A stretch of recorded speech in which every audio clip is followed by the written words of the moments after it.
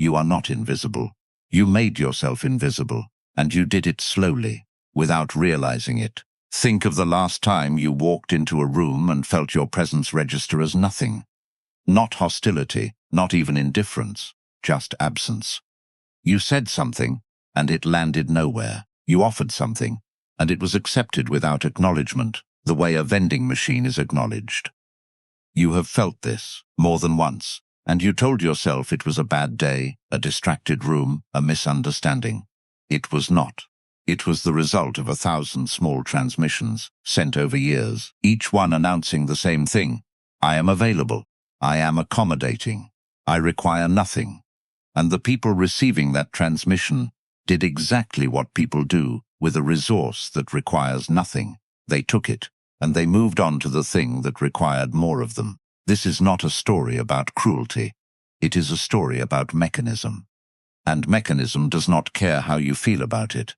Every interaction you have ever had with another human being began before either of you spoke a word. The assessment happens in seconds. Posture, tone, the speed of a response, the eagerness in a voice, and it produces a number, a ranking, a place in the hierarchy. This happens below the level of conscious thought, in the oldest parts of the brain, the parts that evolved long before language, when status determined who ate and who didn't, who reproduced and who didn't, who survived the winter, and who became a story told by the ones who did. You are still running that software. Everyone is. And that software is listening for signals. The person who explains themselves before being asked is signaling something. The person who laughs a half-second too quickly at a comment that wasn't especially funny is signaling something. The person who agrees immediately, who apologizes for taking up space, who thanks people for things that required no thanks. All of this is signal, and the signal is read instantly, and the signal says low cost, low resistance, low value.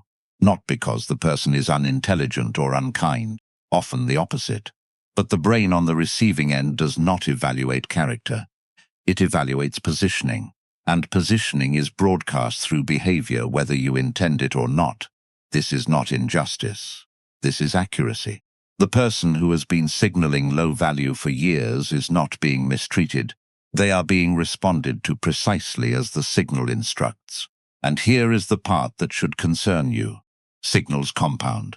Every small surrender, every over-explained text, every swallowed objection, every reflexive yes, adds to a balance that others read without ever naming it. This is the invisible tax. It is paid in the recognition you don't receive, the invitation that goes to someone else, the promotion that goes to the person who said less. The moment you need their approval, you have already lost. Because need is the loudest signal of all, and it has been broadcasting on a frequency you couldn't hear, to an audience that has been listening the entire time. Here is the law beneath everything that follows. The brain does not assign value based on quality. It assigns value based on access. Something difficult to obtain is presumed, automatically and unconsciously, to be worth obtaining. Something freely given is presumed, with equal automaticity, to be worth little. This is not a flaw in human judgment. It is the judgment itself. Older than reason, faster than reason, and largely immune to reason once it has rendered its verdict, the mechanism is neurological. Dopamine, the chemical most associated with desire, is released not at the moment of reward, but in the anticipation of an uncertain one. Certainty flattens it. A guaranteed outcome produces almost nothing. An outcome that might or might not arrive produces a surge that the brain remembers and seeks again. This is why the person who replies to every message within seconds generates less interest than the person whose replies arrive at unpredictable intervals. Not because either person is more or less interested, but because one of them has eliminated the uncertainty that the reward system runs on. Human nature does not reward availability. It responds to it the way it responds to anything in infinite supply, by ceasing to value it. Watch this play out in a workplace. The employee who is always available, who says yes to every request, who is first to volunteer for the task no one wants. This person becomes indispensable in the way furniture is indispensable, useful, present and never considered for promotion, because promotion requires someone to imagine this person in a room they currently cannot picture them in, and constant availability has removed the imaginative gap that picture requires. Meanwhile, the friend who is always there, always flexible, always the one who rearranges their schedule. This is the friend who gets cancelled on first when something better arrives, because their presence has never cost anything, and nothing that costs nothing is protected. Scarcity creates value. This is not a theory. This is a law. And the person trying hardest to be valued is, with brutal consistency, the person being valued least. Not because anyone decided to punish them, but because the mechanism does not see effort. It sees access. But this is only the beginning of how availability dismantles you. There is a principle, documented and repeatedly confirmed, called reactance. The tendency of human beings to want, intensely, the things they sense slipping away or that they cannot easily obtain. It is the reason a closing door pulls harder than an open one. And constant availability does something specific to this force. It eliminates it entirely. There is nothing to want more of, because there is nothing being withheld. The door was never closing. It was never even a door. It was an open field, and open fields generate no pull at all. Pair this with intermittent reinforcement, the same mechanism that makes a slot machine more compelling than a vending machine, despite the vending machine being far more reliable. Unpredictable reward creates a craving the brain returns to again and again. Predictable reward creates flatness, and flatness is read, instantly and unconsciously, as low status. This is not philosophy. It is the architecture of attention itself.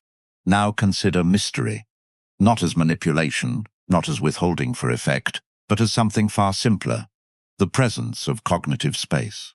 When you explain everything, your reasoning, your schedule, your feelings, your decisions, you remove the space in which another person's mind would otherwise be working to understand you. You have done their thinking for them, and a mind that does not have to work does not engage. Familiarity is not closeness. Familiarity is the end of tension, and without tension there is no pull, no curiosity, no perceived weight. The person who narrates every decision is not being open. They are broadcasting a request for permission, for reassurance, for someone else to confirm that the decision was acceptable, and the brain receiving that request reads it correctly. This person does not trust their own judgment, so why should I? Mystery is a form of power. Familiarity is its destruction. Most people never realize this. The moment you react emotionally to someone, you have handed them something they did not have a second before. Proof that they can move you. Proof that you can be operated. Marcus Aurelius wrote, centuries ago, that the only thing any person truly governs is their own response, not the event, not the other person's behavior, the response. This was not written as comfort. It was written as the description of the only lever a human being actually holds, and the observation that most people never use it, spending their lives instead trying to control the levers that were never theirs. Epictetus drew the same line more sharply.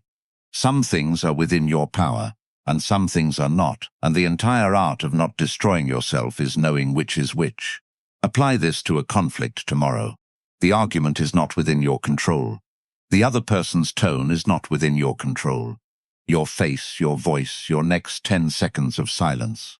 Those are yours, and they are the only weapons that were ever yours. This is why the person who stays coldest in an argument wins it. Not because they are correct, but because composure under provocation is read as command of the situation, and command of the situation is what an audience, even an audience of one, responds to.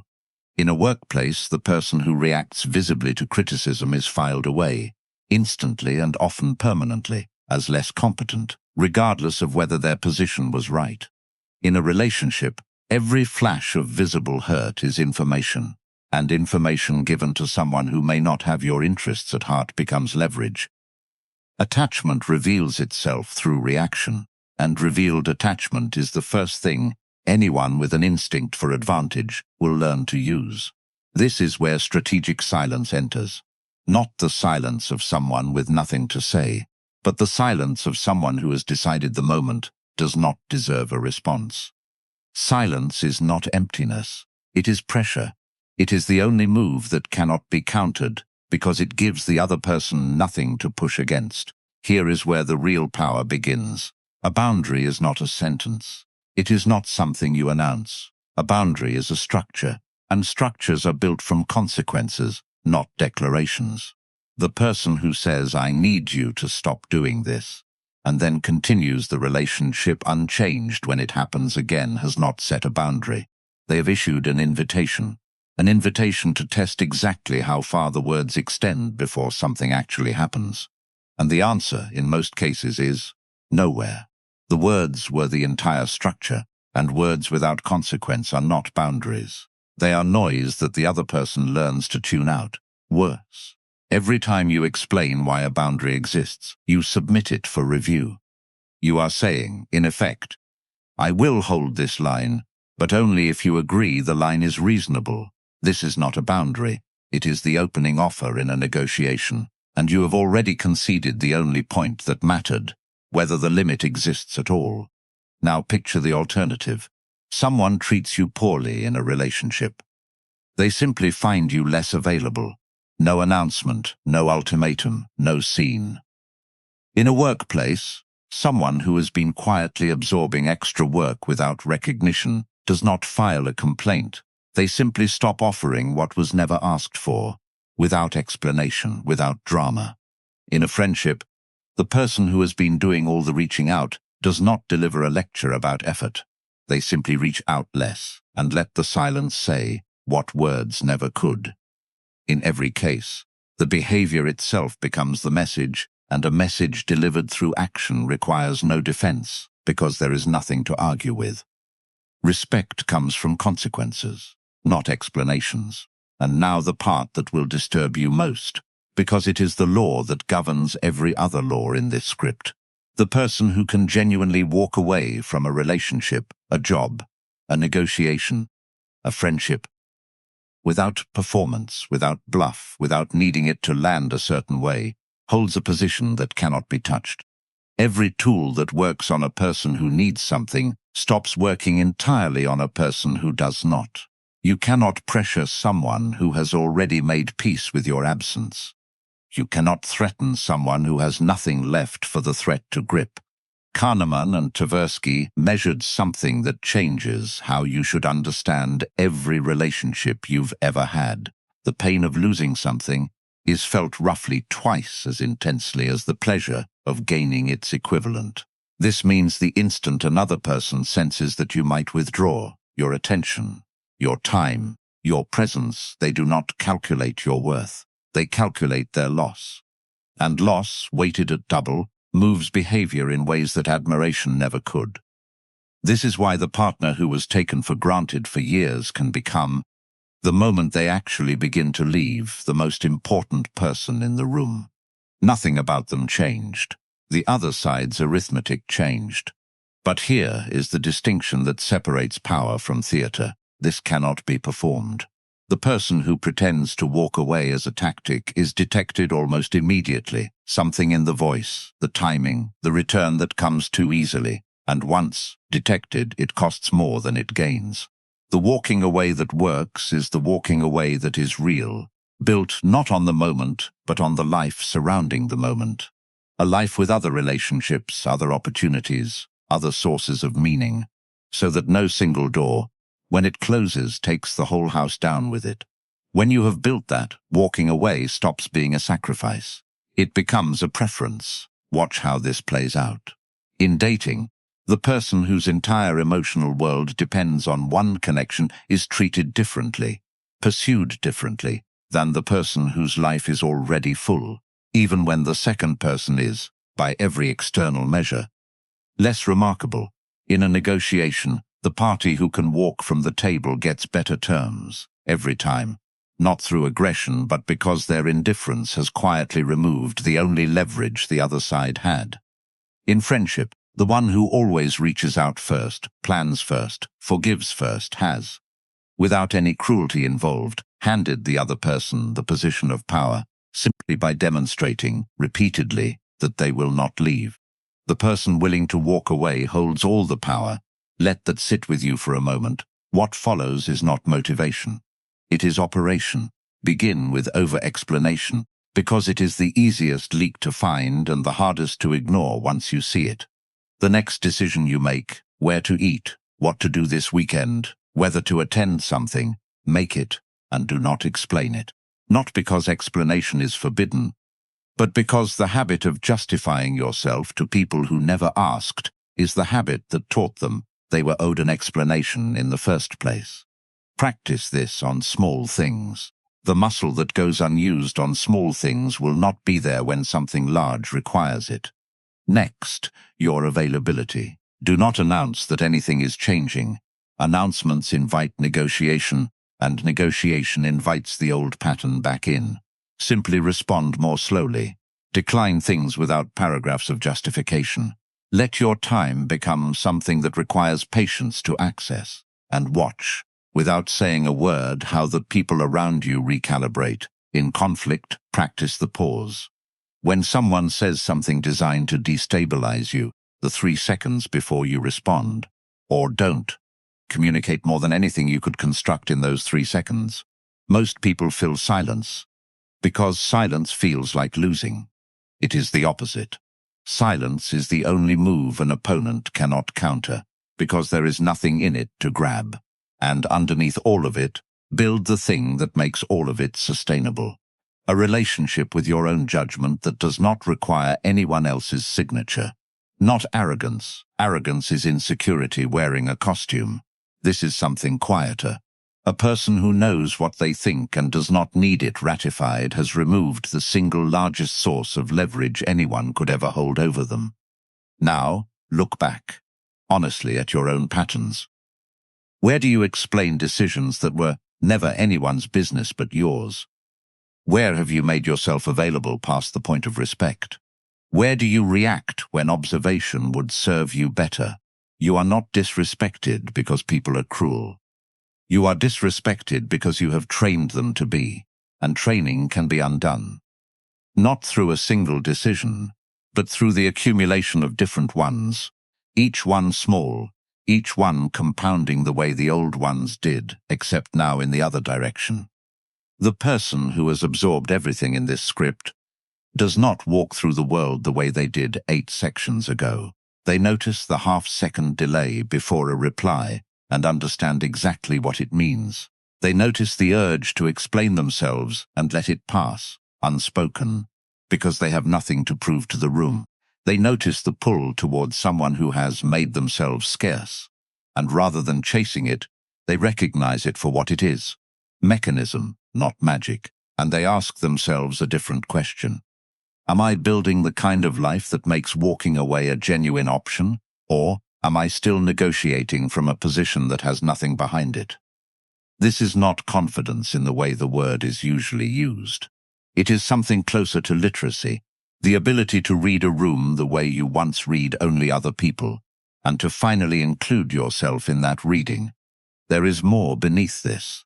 What you have learned tonight is the surface of a structure that goes considerably deeper into how identity itself is built, and how the people who seem most at ease in the world arrive there through decisions most will never notice them making.